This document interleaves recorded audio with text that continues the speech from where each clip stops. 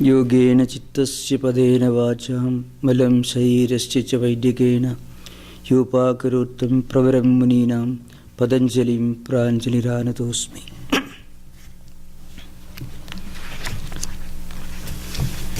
So after a short interval,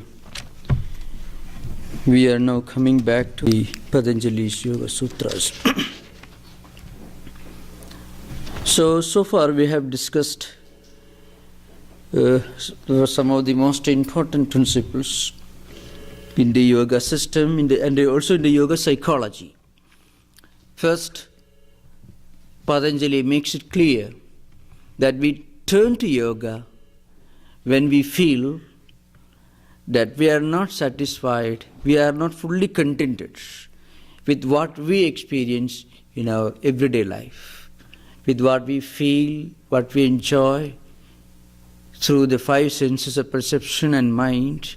When we reach a point that all the empirical things together cannot give us ultimate peace of mind, cannot answer the question why we are here, why we behave the way we behave, what is the mystery of life and death. All these questions make us turn the question to ourselves: who am I? What's my true nature? What's the meaning and significance of life?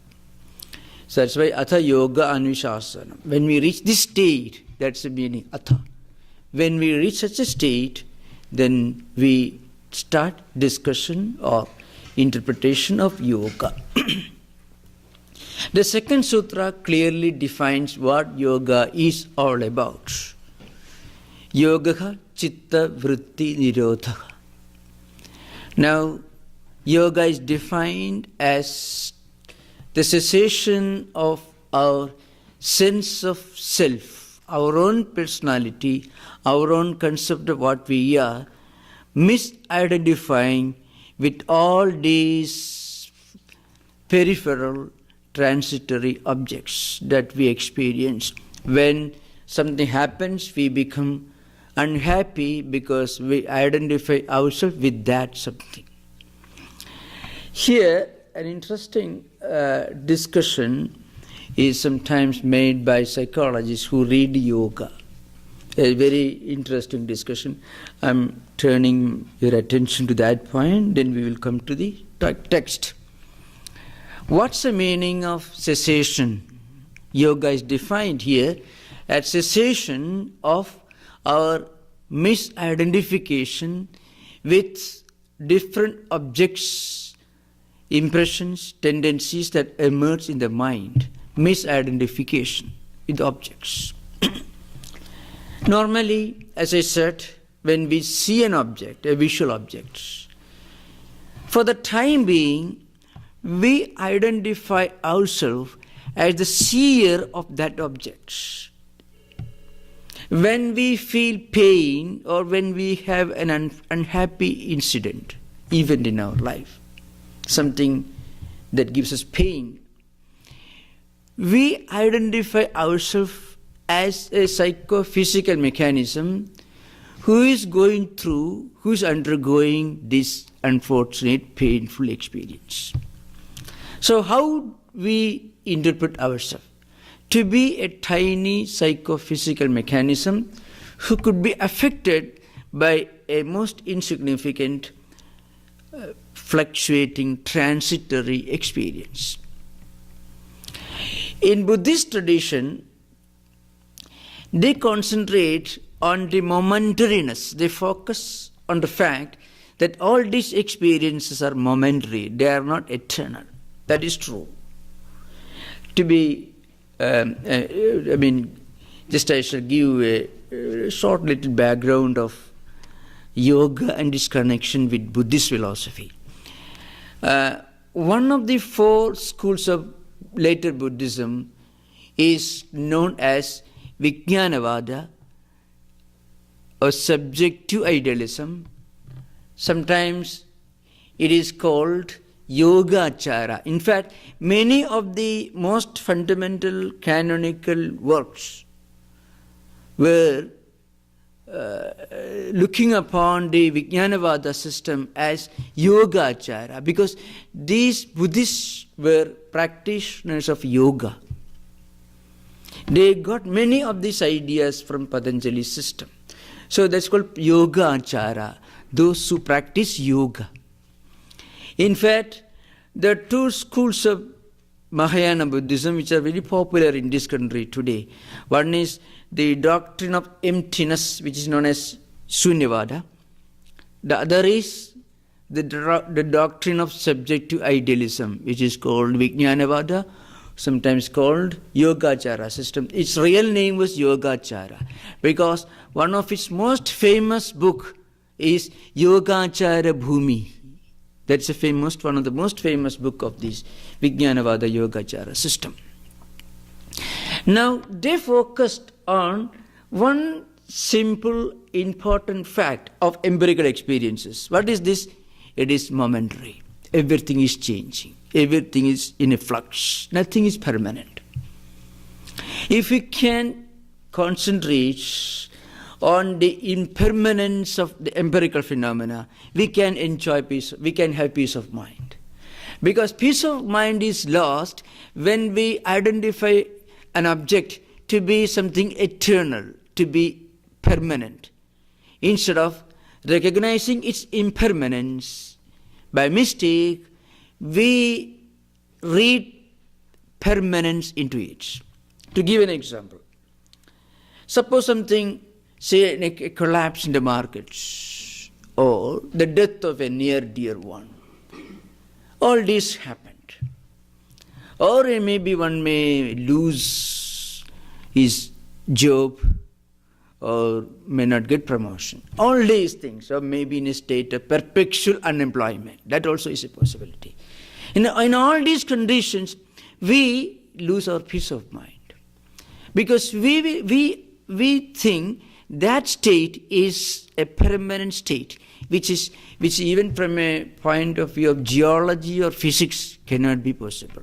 Everything is in a flux, including the universe. So, but then what happens when we are living through that experience, when we experience that painful situation, for the time being we forget that it is a passing stage, but we start thinking it is a permanent situation. It is this identification that makes us painful. And what is the difference between a philosopher and layman? A philosopher also goes through all these problems. Every human being has to go through certain fundamental laws of the 5 elements. Death, disease, and all the other related experiences of life in this world are common for an Aristotle and also for a very common ordinary individual, for an illiterate person. The same. What's the difference between a philosopher and an ordinary man? An ordinary man for the time being thinks it is a permanent state and he loses his mind. He collapses mentally, physically. His BP goes up. But a philosopher, he also faces the same problem. His BP doesn't go up. His diabetes may not be aggravated by the collapse of the stock market. Because he understands, while going through this experience, he also understands this is not going to be a permanent state of affairs. That's the main difference between a philosopher and a layman. And incidentally, coming to the subject, most of you have read Bhagavad Gita, and you also know the great teacher who preached Bhagavad Gita. His name was Lord Sri Krishna. The classical work which expounds his life and teachings was written around 7th century AD. It's called Srimad Bhagavata Purana, with 12 chapters, 12 sections. 12 sections, each section having different chapters. Nearly 18,000 verses. Very complicated Sanskrit work from a literary point of view, using all kinds of complex meters and Sanskrit meters. Now, there Lord Krishna is defined as a supreme philosopher. the greatest philosopher in the world. And you know the reason? Because he never laughed and he never cried. He never wept and he never became jubilant. He was not a piece of stone or a dead wall. He was a living mechanism. He played the role of a soldier, a statesman, a negotiator, an emissary, and a great Samaritan who went about healing the diseases of common people, giving protection to the weak and the unprotected, the downtrodden, the children, the sages and saints. That was his main job, mostly helping people in distress. But one speciality of this man was he never hesitated. And he never avoided doing his appointed duty and responsibility. He was always active, but he never doubted, never wept, never cried, never hesitated, but he was never too happy either. And for that reason, he was never unhappy. So, Krishnastu Bhagavan Swayam, that is the Bhagavata statement. Lord, this Krishna was Lord himself. The explanation given by one of the Tikakaras is this: every moment of his life, he could see the past, present and future simultaneously. Now, if you can see a future, sometimes it could make you terribly angry or terribly unhappy. If in many cases, it's better that we don't know what is going to happen tomorrow. If we look back and think, suppose you had gone through many difficult times, difficult periods, difficult experiences during your 20s. But if you knew when you were a 10 years old boy, a child, or girls for that matter, that you were going to experience all this, probably you would have crushed, you would have been crushed. You would have become terribly upset. You won't be able to face the problems. So it's better that we don't know what is going to happen. And also it's good that we forget what has happened. In fact, you'll find in the same Gita, there is a statement, Matta Smriti Jnanam Apohanam Cha. It's a famous statement. It is memory, the gift of remembering things and the gift of forgetting things. Memory and forgetfulness, both are gifts from God. If we can't forget things, we'll go mad. If we can't remember things, then also we'll go mad. So, the point is this: Krishna was a special person. So he's defined as a supreme philosopher because he could see the past, present and future in one dimension.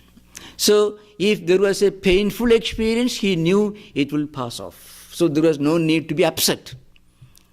And if there was something wonderful happening, there is no need to be too happy because that happy situation won't continue for long. So, perpetual realization of the momentariness of the world, empirical experiences, is one way to get peace of mind. That was the path of Yogachara philosophers or Vijnanavada philosophers. But Lord Krishna's method was little different. While he recognized the transitoriness, the impermanence of empirical experiences, he also recognized the permanence of something that goes beyond empirical. Something that is trans-empirical, that goes beyond the empirical, beyond the present, beyond today, beyond this moment, that exists for all times. So that which is momentary is relative, but behind and beyond this momentary, there is the permanent, non-momentary, absolute reality, Atman. That's the main difference between Yogachara system and Vedanta. Vedanta posits a permanent, absolute, eternal, unchanging reality behind and beyond all these empirical relative things. Both Yoga and Vedanta try to remind us that we are, in fact, that eternal absolute reality. So, we need not be upset by unhappy experiences, and there is no room to be too happy when when something good happens in front of us. Now, so far we have discussed different vrittis, 5 vrittaya panchataya klishtaha aklishtaha. One sutra says vrittis are 5 nature.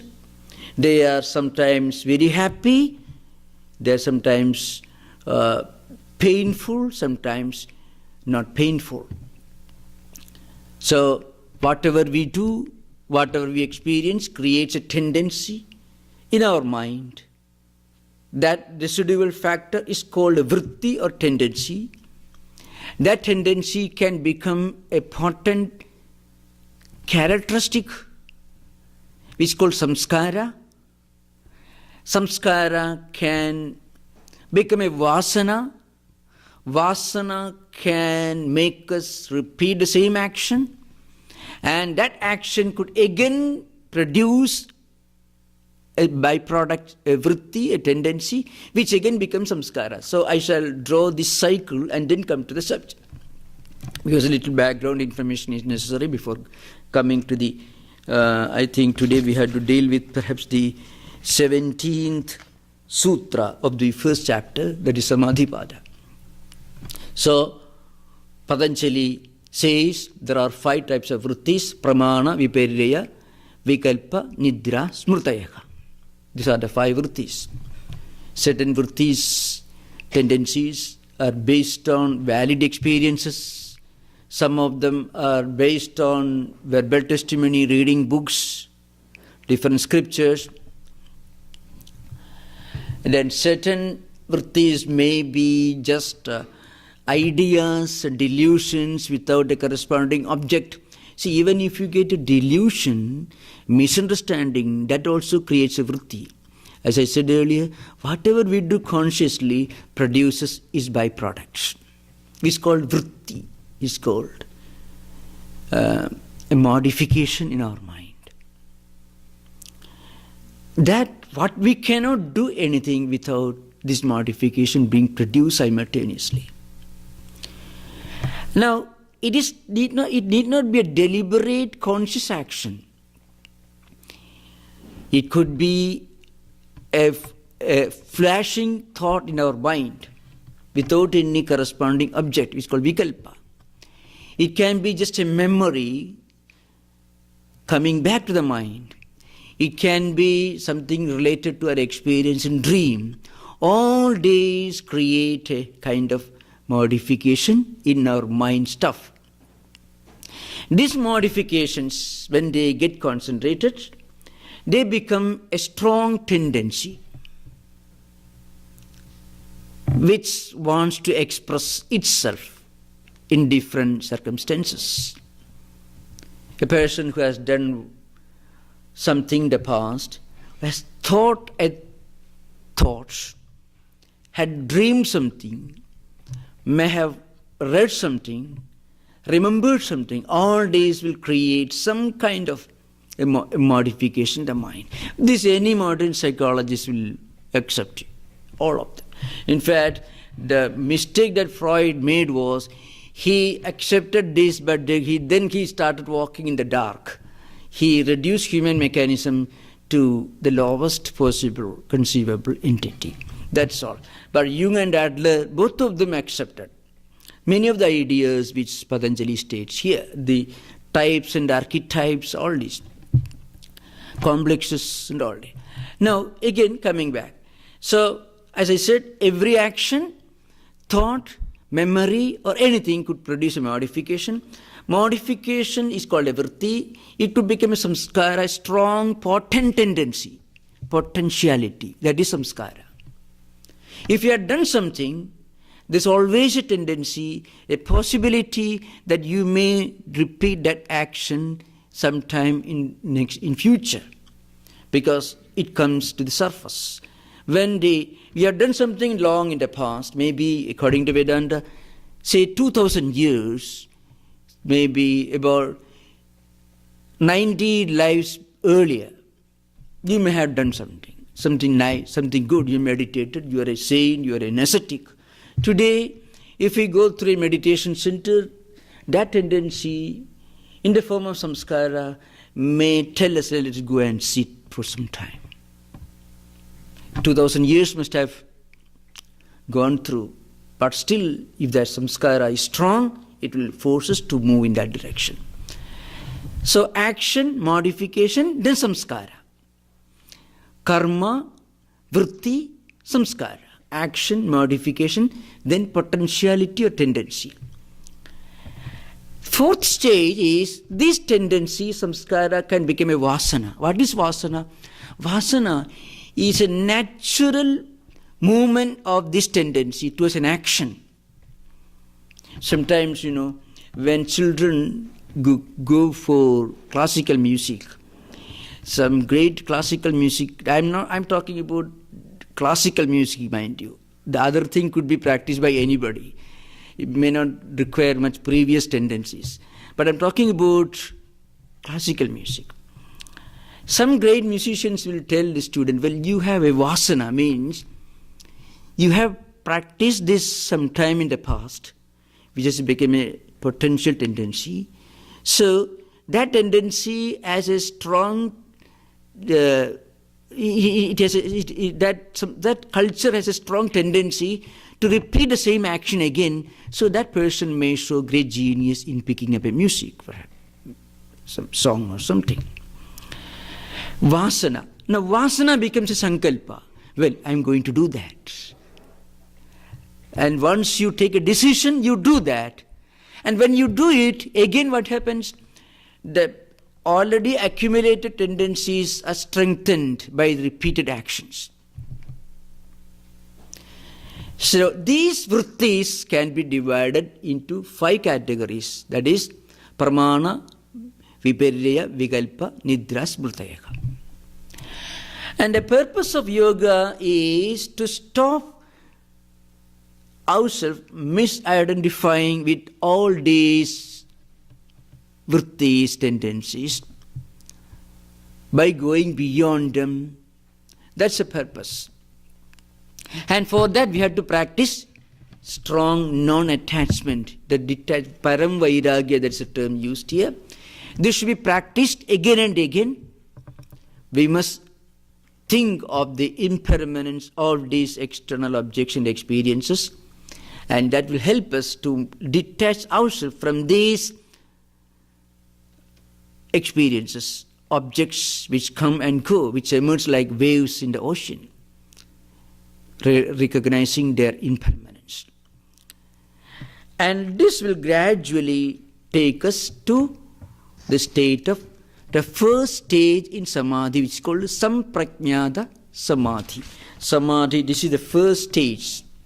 Samprajnata Samadhi and Asamprajnata Samadhi. These are 2 types of samadhis. That's what we are going to take up today.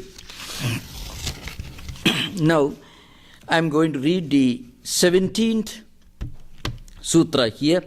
Vitarka, Vichara, Ananda, Asmita, Anugama, Samprajnataha. This is the sutra. That is 17, those who have got the book. So, this samadhi actually means a great single prajna vritti. So, there are innumerable, millions of modifications in our mind stuff, which, as I said earlier, as I compared earlier, can be called a lake, a mind lake, or a bundle. It's a bundle or it's a lake. A lake with different layers of conflicting, contradictory tendencies, impressions, and characteristics, etc. Or a bundle which has got all kinds of tendencies. Some of them are good, some of them are not good. 2 types, the good and the bad. Klishta, Klishta, according to Patanjali. Now, all these tendencies vanish and they become one great modification, tendency. That is called prajna vritti. Now, the first stage, the first step towards reaching samadhi state is to get rid of all these innumerable millions and millions of contradictory and mutually conflicting tendencies and impressions and modifications, and then come to one single great tendency, modification, which is called prajna vritti. This is the first step. Once you reach that step, then you reach Samprajnata Samadhi. That's defined in the 17th Sutra. Now I shall explain the words. So Vitarka, Vichara, Ananda, Asmita. There are 4 words used here. Vitarka is nothing but gross objects, modifications related to gross objects that we perceive, that we see, that we cognize. The cognized, the perceived, the seen, in Sanskrit is called grahya. When you see an object, the object that is perceived, that is objectified, is called grahya. You are called grahaka, the perceiver, the seer, the subject. And the process of that perception is called grahana. These are 3 important terms that are used. You don't find them in Patanjali Sutras, but these are the terms that are used in the commentaries on the sutras like Vyasa and Vijnana Bhikshu and other commentaries. So first you have to remember this. Grahya, grahana and grihita. The one who perceives, the one who sees, the one who cognizes the subject is grihita. And grahya is what is perceived, objectified, known. And grahanam is the process of knowing, perceiving, cognizing, etc. Now, at one stage, the most primitive stage, what happens? We reach a state of samadhi which is accompanied by tendencies, etc., related to gross objects. Means we concentrate on a gross object. Samadhi is concentration. When we concentrate on a gross object, it is called the first state of samadhi. So people can concentrate on anything which is subtle, which is grand, beautiful, sublime, which is gross, mind you. That's the first step. At the next stage, you can concentrate on something which is subtle but also grand, sublime. That's why the first part, the first stage, a person who practices samadhi should be able to concentrate on something which is edifying, which is sublime, which is grand, which has got some universal spiritual dimension. So that's why the picture of a saint, the sky, the beautiful nature, or even a symbol, any of these can become an object of a focus of concentration to begin with. But of course, we must remember one important principle, as I mentioned earlier. Samadhi is the last state. Patanjali's system, Patanjali Yoga Sutra structure is a bit bizarre, but so I want to explain this at this stage. Patanjali Yoga Sutras are given in 4 chapters. Samadhipada, Sadhanapada, Vibhudipada and Kaivalyapada. This is the structure of the book. For some mysterious reason, he begins with a description of concentration or samadhi. That's how it happens in ancient work, mind you. Most probably, Patanjali must have lived around 1400 BC, and these sutras were not written, they were taught by students, by Patanjali students to their students, and like that, through the teacher-student succession tradition, it continued orally, not through written form.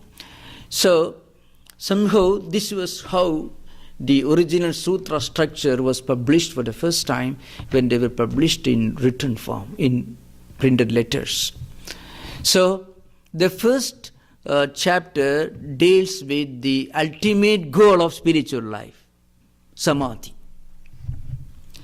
In fact, the second chapter deals with the means. Sadhana means means. And there you find a long description of different important characteristics, qualities, qualifications that we must acquire before we start practicing yoga. So at this stage, I must turn your attention to the second chapter of Patanjali's Yoga Sutra. It's called Sadhana Pada, which means means. So the means are described, the path are described in the second chapter. And ultimate goal, samadhi, the complete concentration is described in the first chapter. Means are described in the second chapter. The results of yoga practices, like different supernatural powers, powers of mind, when we can control the mind can produce many inconceivable, unimaginable powers, which wrongly we call them supernatural powers. But Patanjali doesn't call them supernatural. He calls them natural powers. That's why Patanjali's system is considered to be scientific.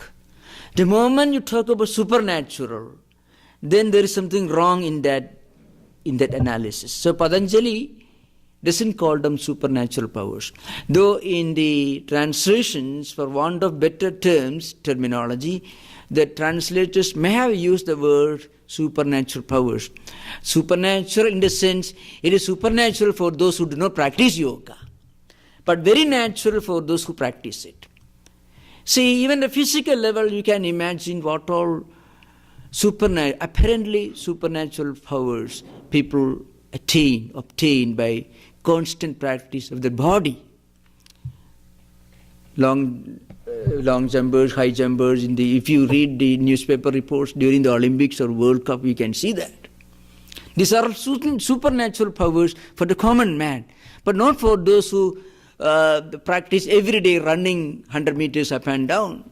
They can finish maybe 100 meters in 8.5 seconds, but not for a common man. So Patanjali says, through constant practice, these apparently supernatural powers, which are really not supernatural, can be obtained by the practitioners of yoga. All these are described in the third chapter.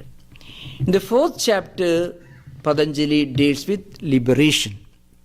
So this is the structure of the work.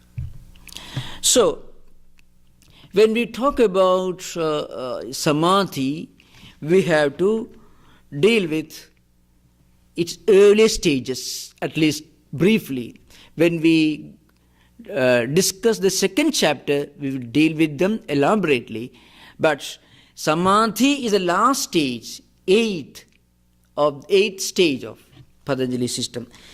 So, see, yama, niyama, asana, pranayama, pratyahara, dharana, dhyana, samadhi. That's the eighth one. So, before you reach this meditation process, you should have acquired a number of good qualities. You should have made yourself fit for that. So, I shall just give a side view of some of the related parts in the second chapter. So those who have got the book can take the second chapter and come to the 29th sutra of the second chapter, which gives a list of the 8 steps: yama, niyama, asana, pranayama, pratyahara, dharana, dhyana, samadhi. Yama, as I said earlier, yama includes 5 very important universal disciplines. I shall come to them again. Niyama also is it also implies 5 important disciplines. Yama is ahimsa, satya, asteya, brahmacharya, aparigraha, non-violence, truthfulness, non-stealing, having no desire for things that do not belong to us, then purity, chastity in life, continence, and not receiving gifts.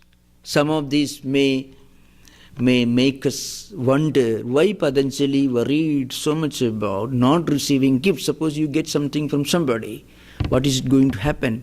The Patanjali system is psychological. I shall explain this point. Just to give an example of why Patanjali and how he insists on this psychological aspect. Suppose you receive something from another person. You don't require it. If you go to Trader Joe's and buy something, pay money for it, not a problem.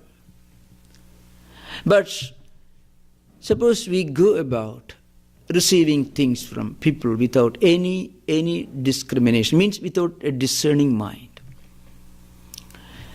Patanjali will tell you, Indian psychologists will tell you, that when you receive something from another person, some of his tendencies will be transferred to your account. The giver is actually the one who gains, and the receiver is the one who loses. That is just a reverse of what really happens in our life. When we go on receiving things from people, things that we may not need, we feel gradually we develop a feeling of dependence on other people. This we can easily understand psychologically. But there is a subtle process that goes behind. Patanjali says, suppose you receive something from a person who is a notorious criminal, whose hobby is to go about stealing things. Slowly that tendency may be transferred to you, and you are a good person, and he may slowly improve his condition. And slowly you may degenerate himself. Why this happens, we do not know. The subtle transmission line that is invisible, that very often found. In fact, that is called, that's why he uses the word Aparigraha. I am just giving one example. Ahimsa, Satya, Asteya, Brahmacharya I have described in the earlier classes, the first 2-3 classes. Non-violence. Why non-violence is important before we start concentration? Please it doesn't mean that we should never start yoga practice before we are fully established in all these disciplines. No, that's not what Patanjali means. If you are going to Himalayas, giving up your job, giving up everything, then you can think seriously of such a step. I won't do anything, I should fully practice. But what about yoga and its relevance and implication in our times, in our life, when we have to work 13 hours a day, we have to worry about Medicare, Social Security, job security, and so on. Does it mean that we cannot practice yoga?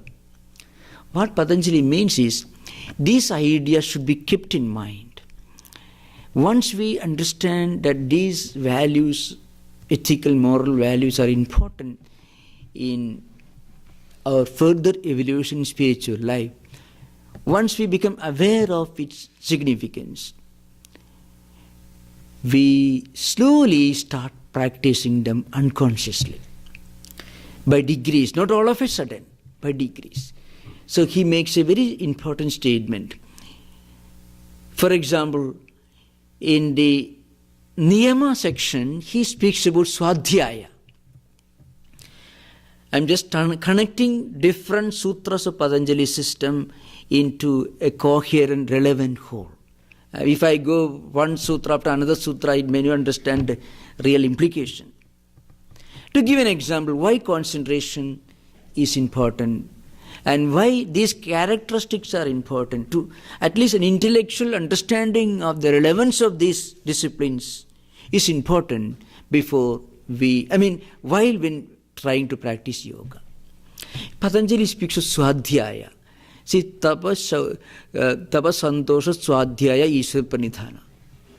Tapa shauja santosha Svadhyaya Ishwar Pranidhana. 5 disciplines, niyama disciplines. He speaks of, tapa is of course explained, sauja is purity explained, but Svadhyaya is mentioned. Literally it means reading good books. Reading good books is as important as eating hygienic food, organic food. Eating good food, healthy food keeps our mind and body free from sickness, at least the body. But reading good books also has an equal importance in keeping the mind pure and free from sickness. If a person constantly reads these ideas of Patanjali or any holy religious scripture and get an intellectual conviction and understanding of its relevance, and then try to practice yoga, what happens is this awareness of the need to establish these disciplines, ethical values, will slowly take us forward towards more and more, towards acquiring, at least to some extent, many of these characteristics. That's the idea behind it. Every action has its effect. Reading good books is also productive. Reading good books feeds the mind with good food, good thoughts. And therefore, though we may not be able to get fully established in this, constant awareness and reading and understanding and discussion of these ideas is itself a great step forward in helping us to become more and more fully established in these disciplines. In fact, recently when I went out of town, I was asked this question. That means yoga we cannot practice till you are fully established in the 10 disciplines. Then I don't think anybody will buy a book on yoga. It doesn't mean that. In fact, Patanjali's commentators makes a very significant point. They say these great qualities, these great disciplines become the means for people to constantly focus on and to try to acquire more and more. And they become natural to a person who has reached the highest perfection in yoga. For a full-fledged yogi, these are natural characteristics. For the seekers, these are great ideas, great disciplines that we can slowly acquire stage by stage.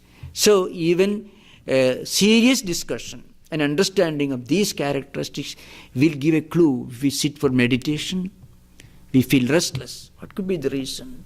Oh, suddenly we may remember what is stated in these books. And that awareness will help us to understand the reason for our being restless. If we feel terribly shaken by a tragic event, by an unfortunate event, the moment we remember Patanjali's system or any of these great ideas, we may remember, these things do not last for long. As happy events don't last long, unhappy events also are impermanent, they also do not last long. So intellectual understanding has a great and important role to play in our spiritual evolution. That's the significance of Svadhyaya. So now I will stop for the time being. We'll continue the class next Friday. So if you have questions to ask, you can ask on any general related topics. We have 10 minutes, maybe more than 10 minutes.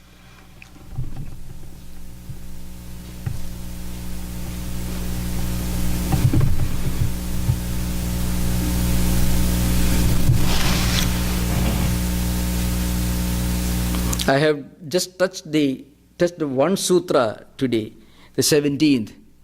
So I have not even started that one. So if you have no question, I will be happy to go back to the sutra. Because I've just touched upon one thing, that vitarka. Vitarka could mean focusing on a gross object, or also on a subtle aspect of a gross object. So I didn't go into those details, because coming before that I wanted to throw some flashlight on the other aspects related sutras in the second chapter. So you can ask any question on these aspects. Swami, on the idea of the tainted gift, it comes from ill-gotten gains. The idea of? The gift giving, you said, it comes from a source, say, yes. that, say, money. Yes. And the money is from criminal activity or Yeah. gambling or something. Yes, yes. And you give it, say, to a good cause. Yes. To aid to someplace. Yes, yes. Are they affected by that money having come from the source? Oh, yes. The point is, when an individual receives things from such an undesirable source and uses for his own personal purpose, then slowly his mind may be affected. But at the same time, when they give for a great noble cause, what happens, they will be benefited, the givers will be benefited, but it will not affect anybody. It will not adversely affect anybody.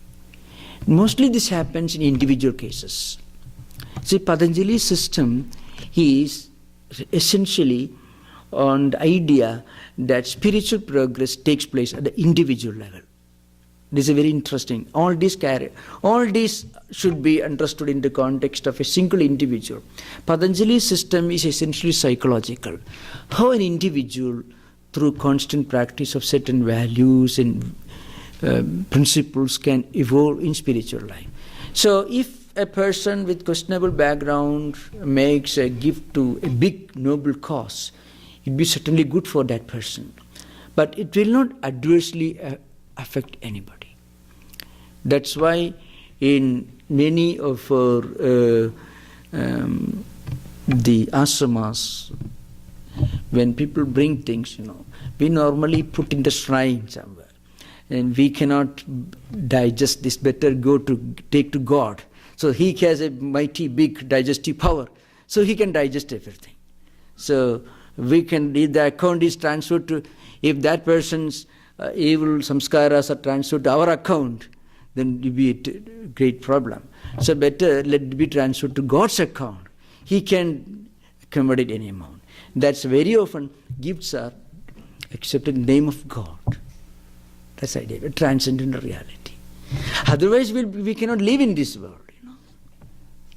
This principle should be understood essentially in the context of an individual's spiritual progress. The values that you should practice in his spiritual life. That's the idea behind. Patanjali doesn't speak about institutions, nations, or societies. He speaks about individuals' practice. After all, individuals alone concentrate. Samadhi is not attained by a whole group, a congregation. Samadhi is attained by a single individual. Spiritual progress is possible only for individuals. Spiritual progress cannot be obtained by 10,000 people gathering on a ground and pray.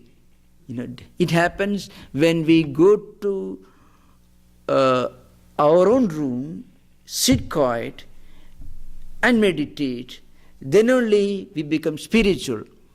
Otherwise it is only religion.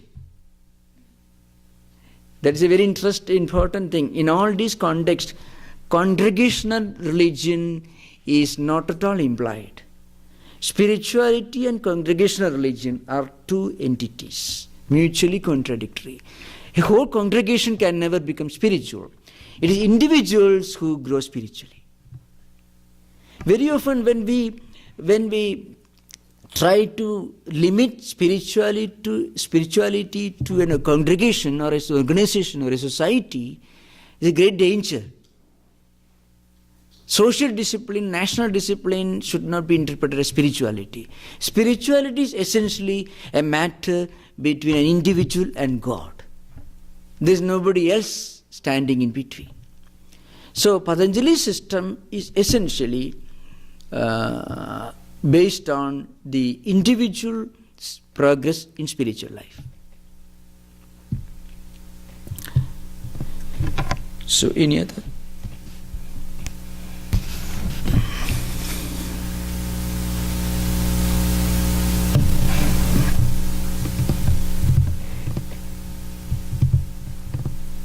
Again, suppose we receive something for others, we also be giving to other people. So practically this transfer of accounts takes place both ways. We don't sit somewhere and go on acquiring undesirable tendencies from people. No, we also give our own things to others when we give. When we serve, for example, when we serve other people, when we meditate, when we help other people, then what happens, we evolve. Every single act has a sublimating, a lifting, an elevating effect in our spiritual life.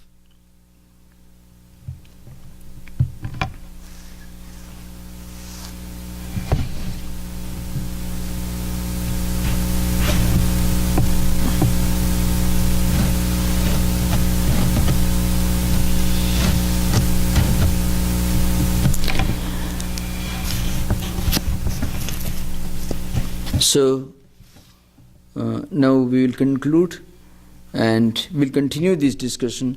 After this, the work defines Samprajnata Samadhi. Two types of samadhis are described here. But while dealing with this important theme of samadhi, the two levels, Samprajnata and Asamprajnata, the first step, the first stage of samadhi and the next stage of samadhi, it's an important topic. We will also be dealing with some of the related sutras in other chapters which are to be studied together. So thank you. Om Shanti Shanti Shanti Harihi Om Tat Sat Sri Ramakrishna Arpanamastu.